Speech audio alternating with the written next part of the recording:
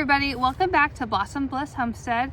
I'm Kelly, and today I wanted to try something new. Do you like to try new things? I do, especially when it's gardening and especially when it's supposed to make my life easier. So today I have potatoes.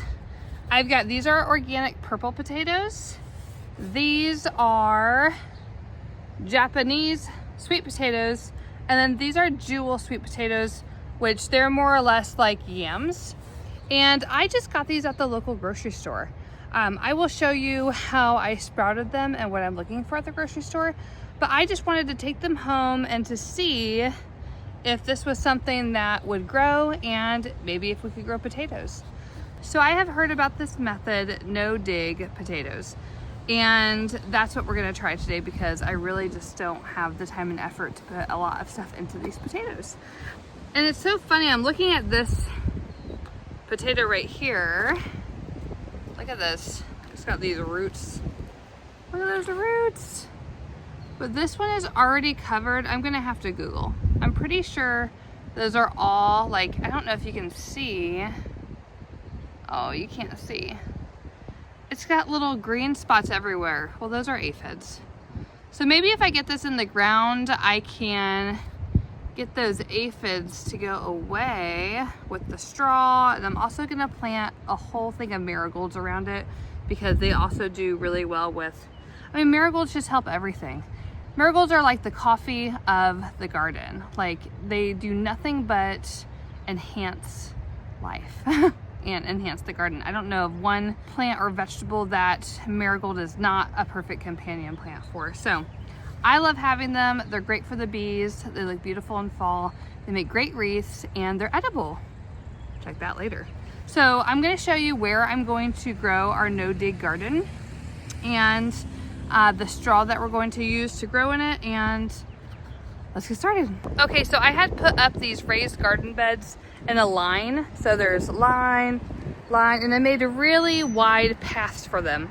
However, I kept thinking that this is a lot of wasted space right here. And even if I just do half of this, like this whole thing, and make it enclosed, then it would just be more space I can use. So that's what we're gonna do today. Let me flip the camera. You can see that it's already getting very sparse in this area anyways. So there's really not any grass growing. So this is about halfway. So I'm just gonna enclose this entire thing. Well, I'm not even gonna enclose it. But really what I'm gonna do is I'm gonna get these weeds out right there and feed them to the bunnies, of course. And then I'm just gonna kind of scrape up the dirt a little bit. I am gonna add all of this just because this was leftover from a lot of, just a lot of my poor tomatoes didn't make it. That's okay, I still have like 200, but, so this is kind of just leftover dirt. So I'm going to scrape this all up, put the dirt on the ground, then put our potatoes, and you want to space them out about 1 foot a piece. So, you know, if you're doing square foot gardening, 1 per square foot, this is about 3 to 4 feet, and then this is 4 feet. So I should be able to get about 12, which is probably all of them. And if it's not enough space, I'm still gonna flip them in there.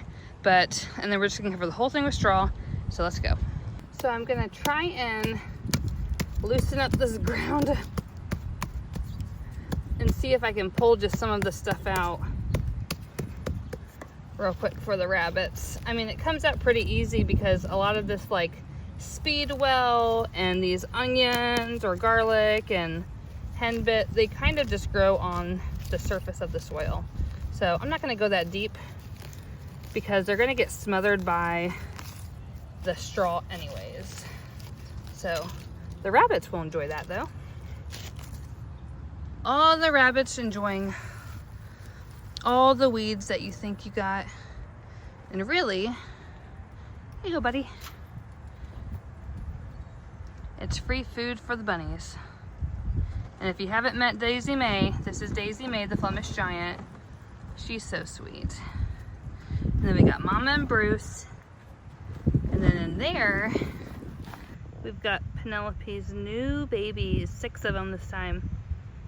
So we're just hopping along, aren't we? So now that we've got most of these weeds out, we can go ahead and kind of pack this up. It's kind of dirty, so you can just use whatever you want. I'm just kind of making it so it's just not so compacted. So you can shovel, use a hammer. I don't know, maybe you don't even have to do this. Maybe this is just pent up anger and frustration and stress. But that's fine. Do what you want to do. Gardening is therapy. Free, well, okay, it's not free. It's therapy. But at least you know you reap what you sow. So, let's see what I can do here. Dusty. Hasn't rained in a few days.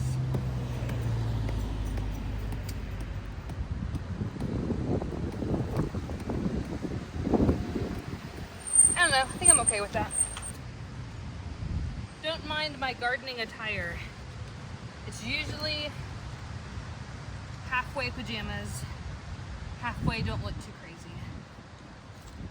All right, I think we're just gonna dump the whole thing out. I mean, we want this to be easy, right? Mama. Yes, Eric.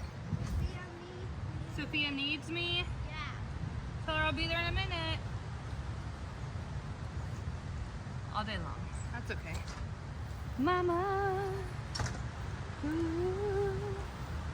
All right, this ends up being, this is only probably about an inch or so, but to me it's like giving the potatoes a little cushion from the hard dirt. And there we go. I think this looks about, it's about 4 feet by 4 feet or so. So, oh, got some onions. It's fine. Onions want to grow too. Onions and potatoes taste good together. All right. So there we go. Next step, the potatoes. Okay, so here's the potatoes that we're going to plant. This again is the Jewel sweet potato. Oh, and I already took one of these little guys off. That's not what I meant to do, but you can see that they don't really have to stay connected to the sweet potato. They have all of these roots connected, so I can just plant this in the soil like this, and I'm gonna cover it with straw. With these ones though, since they're still kind of connected, I'm just gonna plant the whole sweet potato. It's fine. And sometimes you can cut this, but I'm gonna not cut it because I wanna plant these now, and when you cut it, it's gonna leave that, you know, cut mark is exposed and it hasn't dried out, and then it just rots faster. And I don't know if that really means anything or not, but that's just not what I'm gonna do. So I'm just gonna plant these directly in the soil, and I'm gonna kind of nestle them in like that. So I don't know if you guys are like this in the garden. I wouldn't say I'm OCD, but I do kind of like things to be like somewhat even when I'm planting. Like if I do one thing on one side, I want to do the similar thing on the other side, like a feng shui sort of gardening. I don't know. But what I'm going to do is, I only have the purple potatoes, are the only potato I have. So I'm going to plant those in a line in the middle. And then the other ones were both sweet potatoes. So I have Japanese, JA, doing the Dewey Decimal System of alphabetical order. So JA is going to be on the left, and this other one is Jewel sweet potato, JE, and it will be on the right. Do you guys do that too? And sorry, the train is super loud today. It's like screeching, like somebody needs to oil that thing. But all right, I'm going to show you how I'm going to lay these out, and then I'll show you how we cover them with straw, which we literally just cover them with straw. All right, the roots on these things are ridiculous. So I'm going to lay that there.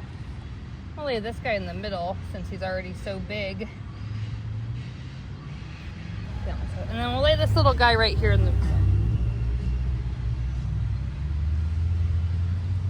Oh, what am I doing here? These are both Jewel. I'm getting confused. Jewel sweet potatoes are going over here. So I'll put this one right here. This one right here in the middle. You can already see, look at this one. Look at that root. That is a future sweet potato, I think. So that one in the middle. Then I've got these little ones that kind of fell off, and I'm just gonna kind of plant them too. Most likely they will develop roots. So see, I got this little guy. Put that one there too. All right, and then we have our Japanese. So it's got this tiny one right here. These Japanese sweet potatoes are taking forever to grow. So we're just gonna kind of nestle them in. This one has a lot more on it. So we'll put this one in the middle to give it like more room. And then this one has, oh, no, I thought it had nothing. It has this tiny thing, so it's fine. I'm sure it will grow something. So, and I'm looking through here and that looks like all the potatoes we got. So that's our grid. They're basically about a foot apart, basically square foot method. And now we're just gonna cover the whole thing with about 3 to 4 inches of straw. I did go back through on here and I kind of just mounded some of the dirt around the potato just to kind of keep it in place a little bit better. So I did cover some of these roots a little bit so they're not as exposed. Since we got those in the dirt now, we are gonna go to our straw bale.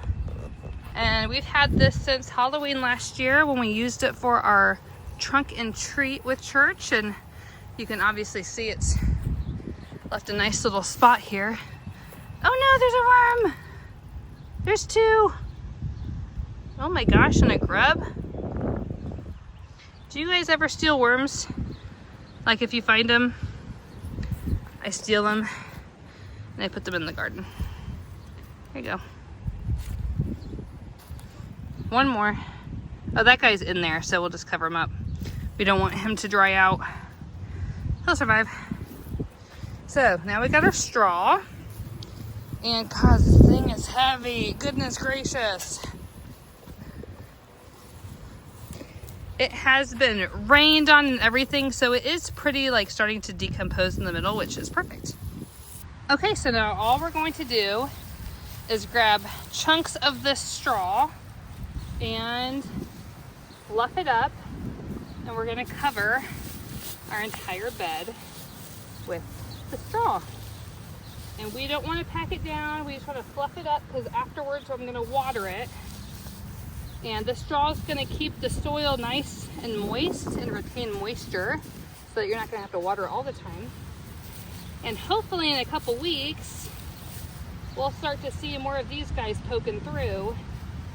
And then at that point, we will continue to just add more straw. And I'll probably have to get some kind of barrier on this side. But I think I may just plant marigolds and see if they grow. And then maybe they'll form their own living wall. Wouldn't that be neat? So let's just fill this whole thing with straw. Okay, so now we have a good 3 inches or so of straw. And you can see I've planted this all the way up to the top. So we're almost all the way done. Now I'm out of breath for some reason. Here's a quick tip. Straw is loose and it will fly away if you're in a really windy area, like sometimes it's windy here. Save your sticks, and then all you gotta do is add a couple sticks to your straw. Mine are kind of working the same way that my rose worked, so this kind of helps out. But we'll just put them like that, like a little, here, you wanna play potato tic-tac-toe? Perfect. So now we just need to water and we're pretty much done. And this is my favorite thing to do when we're done planting, is watering. It's because it means most of the hard work is done. And now I just get to come outside, sip my coffee in the mornings, water my garden, and it's the perfect time to watch everything grow. I lied. I'm not done yet. I have one more thing I want to do to this. Since I'm already here and I kind of just want to put a row of marigolds right here, I have all these marigold seeds I saved last year. So I'm just going to dump a little border here of some raised bed soil I had. kind of just tuck it in there. Sorry if I had a close-up. And then I have all of these marigolds. I mean, when you grow zinnias and marigolds, you're just gonna have seeds forever. Pre-seeds forever. And I can literally just, like, look at all those little seeds in there. I'm just scattering them. I can't remember what kind of marigolds these are, but I'm just gonna scatter them all, and then I'll thin them if I need to and repot them somewhere else. So why not? This is gonna look so pretty in a few months. Or maybe it will look like crap. But you know, when you're gardening, you gotta be optimistic. And I like to pretend like I've always liked to paint, an artist at heart. And I don't paint anymore, but now I just feel like I'm painting my yard. And I like to see how that turns up later. So just gonna stick some dirt on top and then water this baby in too. And I'm also gonna cover this with straw. Sorry, we've got a million truck drivers around here. All right, that's it, we're done. So our potatoes are tucked in. Our marigolds are planted on that back border since this lawn slopes a little bit, and I guess we'll just see what happens. Do you guys like doing new stuff? Me too. So I love experimenting in the garden. I love finding ways to do things cheaper, easier, and this is also gonna make the harvest significantly easier. So thanks for joining me. Please like this video, share it with all of your potato loving friends, subscribe so that you can learn other homesteading tips and tricks and gardening things and rabbit things and chicken things and just all the things, because we'll just learn together. Also, in 6 months or so, I don't know, whenever these are ready to harvest, I'll have an update video, and so we can see how these potatoes actually do. Maybe they don't do anything, but I'm feeling optimistic about it, as I do about all of our garden stuff. And I mean, it's gotta grow, right? Potatoes, boil mushrooms, chicken stew. Potatoes, boil mushrooms, chicken stew.